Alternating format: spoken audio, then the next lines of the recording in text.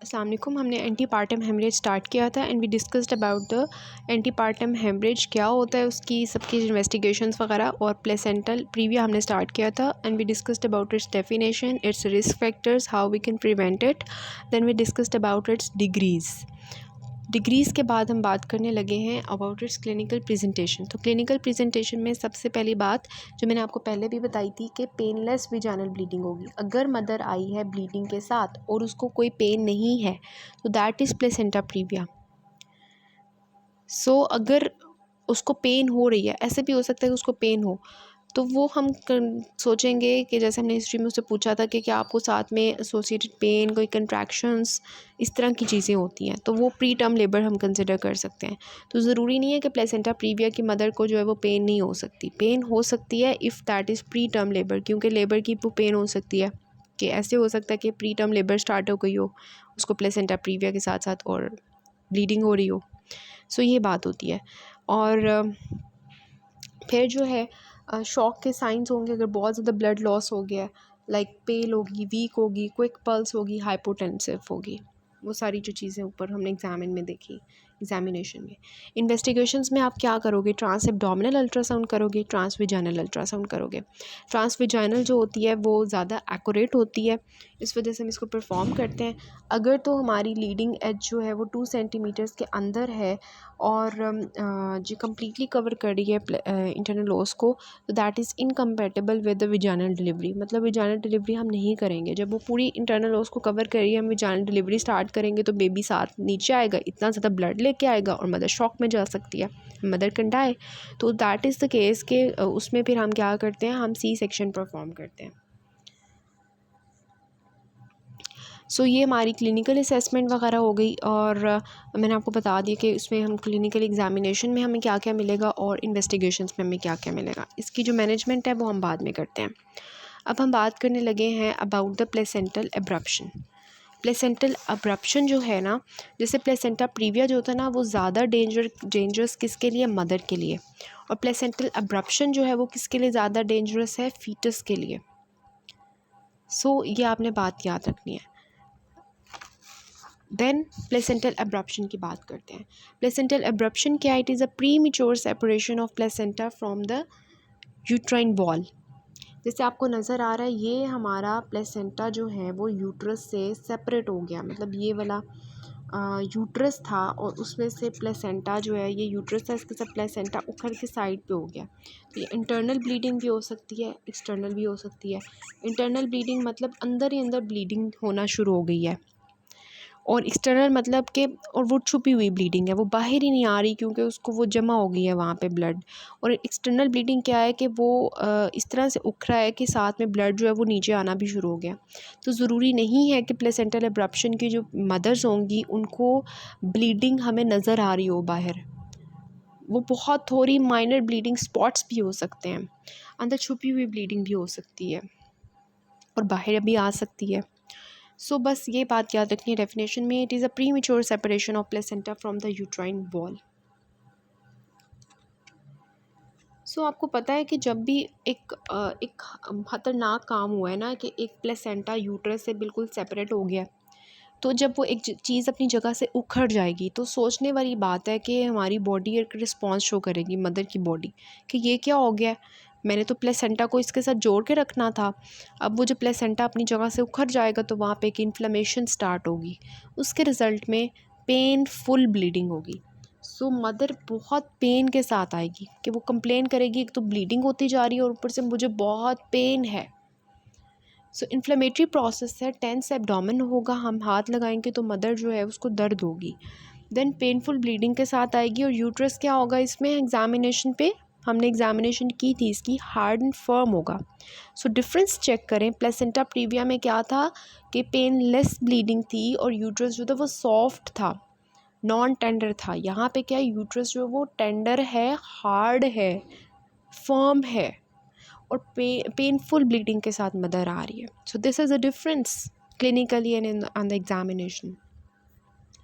अगर तो mild abruption होगी, मतलब लेस देन 1/3 या इक्वल टू 1/3 अगर एब्रप्शन हुई है, मतलब थोड़ा सा प्लेसेंटा उखड़ा है, तो विजाइनल ब्लीडिंग हो भी सकती है, नहीं भी हो सकती।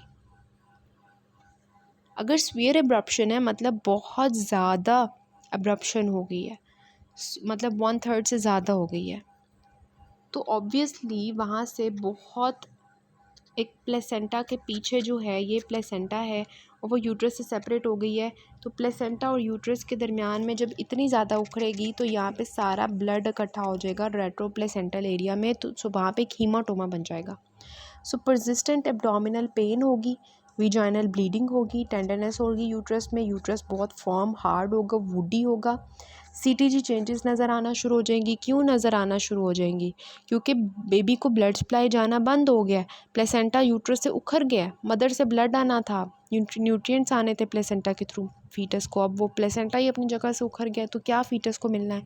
तो सीटीजी चेंजेस आना शुरू हो जाएंगी और मदर के अंदर भी चेंजेस आना शुरू हो जाएंगी, hypovolemic shock because of the antepartum haemorrhage. So फिर हम बात करते हैं रिस्क फैक्टर्स की। सो आपकी बुक में जो है क्लिनिकल प्रेजेंटेशन में यही चीज़ें लिखी हुई हैं और जो है उसमें मतलब उन्होंने बताया हुआ है साइंस ऑफ हाइपोटेंशन भी आ रहा होगा और सब कुछ। तो अब हम इसकी रिस्क फैक्टर्स की बात करने लगे। सो रिस्क फैक्टर्स क्या है? Maternal hypertensive disorders, like mother जो है वो प्री क्लैम्पशिया की है, क्लैम्पशिया की है, तो उसके रिजल्ट में प्लेसेंटल अब्रप्शन हो जाती है। आपको पता है इतनी ज़्यादा ब्लड प्रेशर हाई हुआ हो तो ऑब्वियसली प्लेसेंटा जो है उसकी ब्लड सप्लाई कॉम्प्रोमाइज़ होगी, जो कॉम्प्रोमाइज़ होगी तो वहाँ पे एक चेंजेस आएंगी जिसकी वजह से प्लेसेंटल अब्रप्शन हो जाएगी। Then again the placenta previa की कॉज भी थी, रिस्क फैक्टर था स्मोकिंग, यहाँ पे भी है स्मोकिंग, अल्कोहल, ड्रग, तो मदर ये चीज़ें ना ले, प्रिवेंट कर सकते हैं ना हम इसको। देन हम जो है वो अगर प्राइमरी पैरा है मतलब उसका एक बच्चा है पहला वाला या एडवांस्ड मैटरनल एज, दोनों केसेस में chances of placenta abruption is great. Then history of IUG neonate, पहले भी बच्चा जो था वो छोटी मतलब उसकी ग्रोथ रिस्ट्रिक्शन थी इंट्रायूट्राइन और अब भी हो सकती है।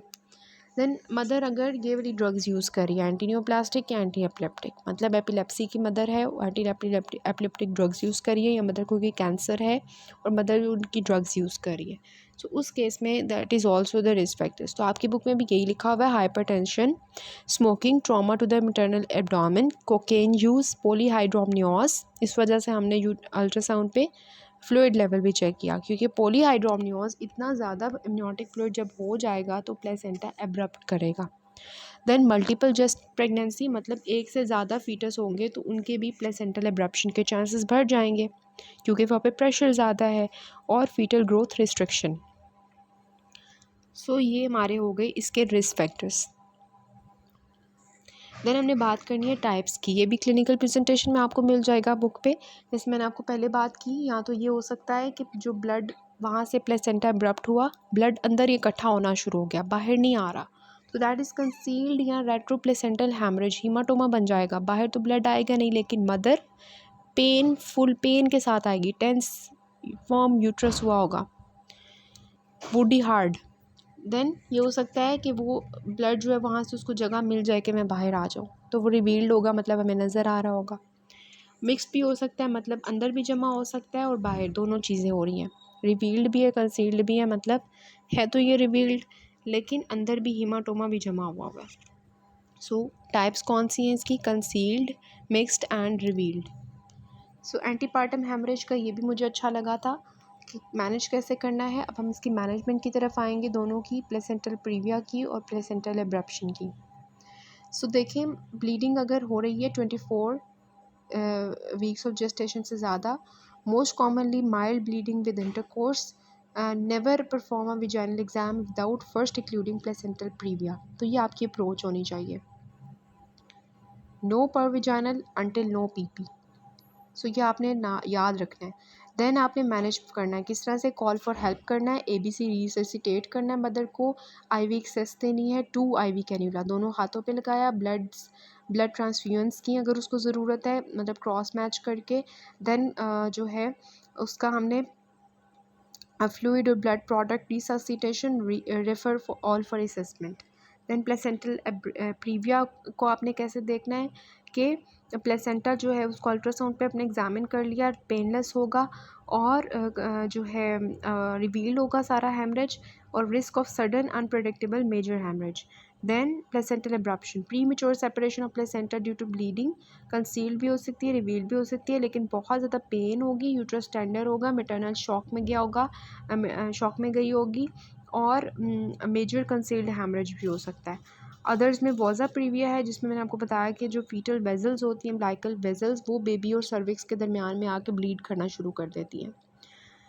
उसके बाद तो यूट्राइन रप्चर भी हो सकता है, जैसे हमने पढ़ा था यूट्राइन रप्चर में कि प्रीवियस सी सेक्शन की अगर हिस्ट्री और वेजाइनल बर्थ करना शुरू कर दें, उसकी वजह से मोस्ट प्रॉबेबली हो जाता है और उसकी वजह से बहुत ज़्यादा ब्लीडिंग हो सकती है।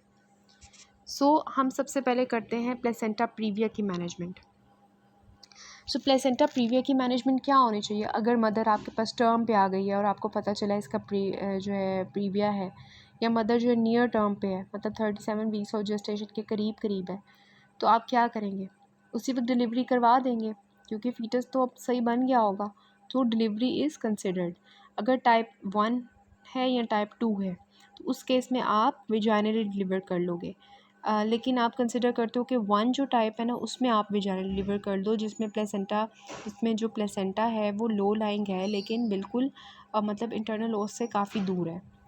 तो उस केस में जो है ना, आप वेजाइनली डिलीवर कर सकते हो। लेकिन टाइप 2 जो होगी, जिसमें वो मार्जिनल होगी या बिल्कुल, और टाइप 3 में मतलब वो बिल्कुल उसको उसके ऊपर कवरिंग पार्शली कर रही है या कम्प्लीटली कवर कर रही है, इन तीनों चीज़ों केसेस में आप सी सेक्शन करोगे बाय सीनियर ऑब्स्टेट्रिशियन। देन जो है, आप उसका ध्यान रखोगे कि कहीं उसको पोस्टपार्टम हेमरेज भी ना स्टार्ट हो जाए।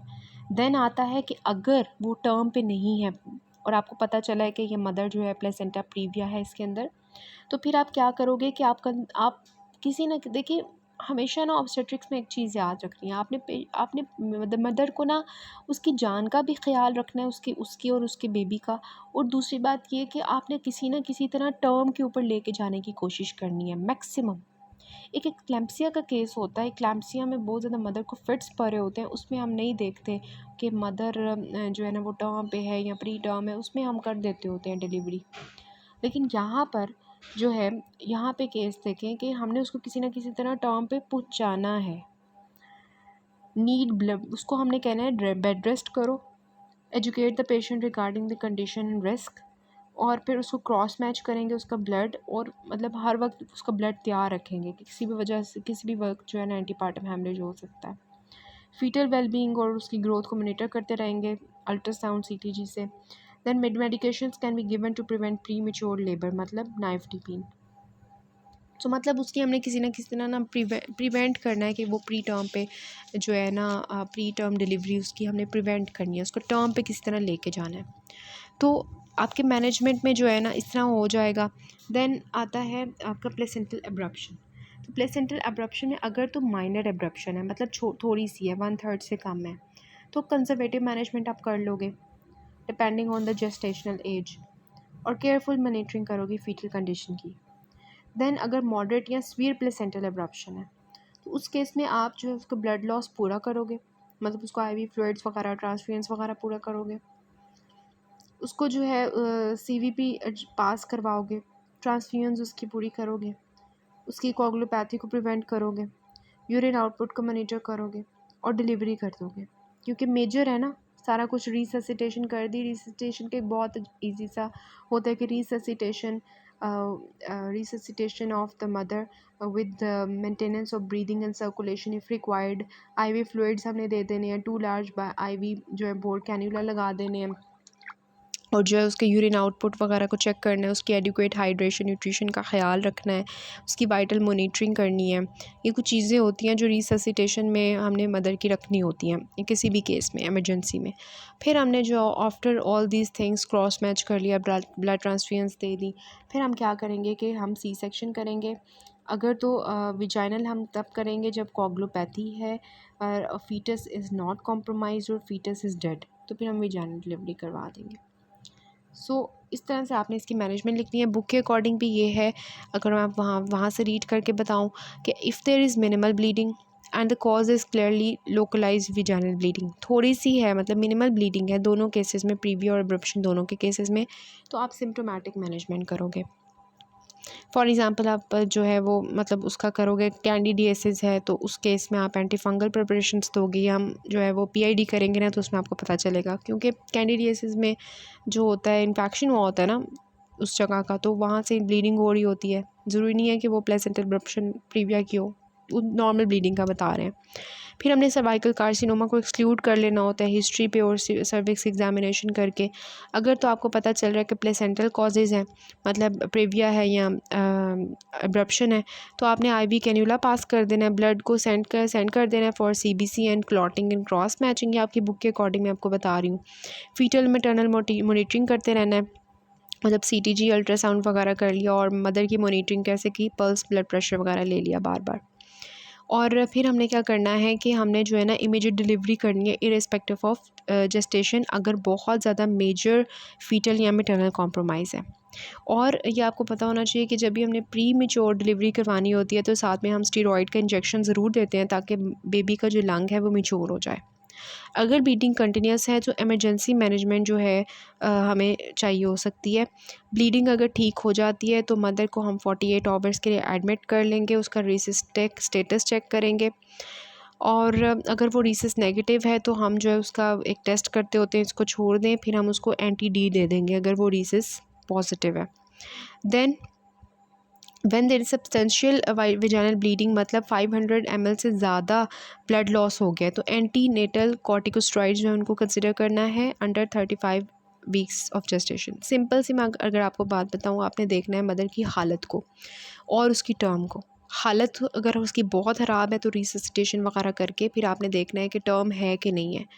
टर्म है तो डिलीवर करवा दो, टर्म नहीं है तो फिर आप जो है कोशिश करो उसको टर्म पे लेके जाओ, रिससिटेट वगैरह करके उसको बेड रेस्ट का कहो।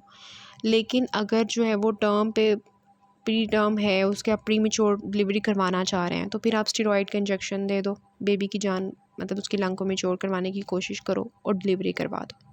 मतलब ये सारा हमारी जो है कहानी होती है बचाने की मदर को और बेबी को, एज़ मतलब जितना हम कर सकते हैं। उसके बाद हम इसके यूट्यूब्स डिस्कस करते हैं।